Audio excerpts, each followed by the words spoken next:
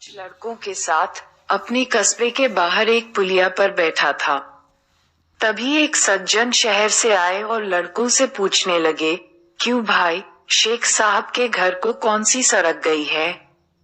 Sheikh chilli के पिता को सब शेख साहब कहते थे।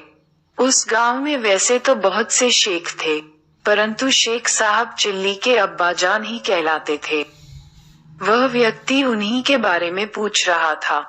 वह शेख साहब के घर जाना चाहता था, परंतु उसने पूछा था कि शेख साहब के घर कौन सा रास्ता जाता है। शेख चिल्ली को मजाक सूझा। उसने कहा, क्या आप ये पूछ रहे हैं कि शेख साहब के घर कौन सा रास्ता जाता है? हाँ हाँ, बिल्कुल, उस व्यक्ति ने जवाब दिया।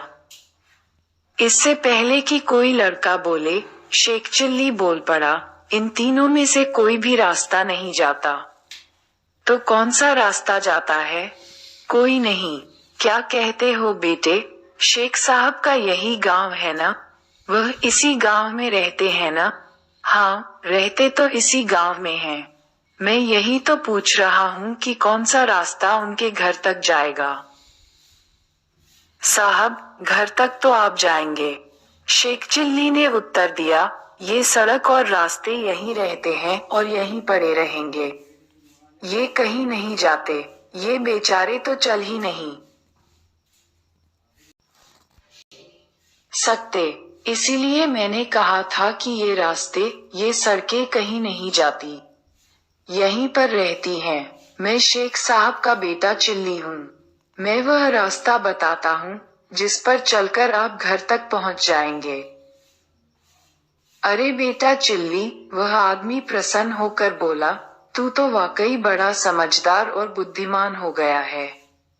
तू छोटा सा था जब मैं गांव आया था। मैंने गोद में खिलाया है तुझे। चल बेटा, घर चल मेरे साथ।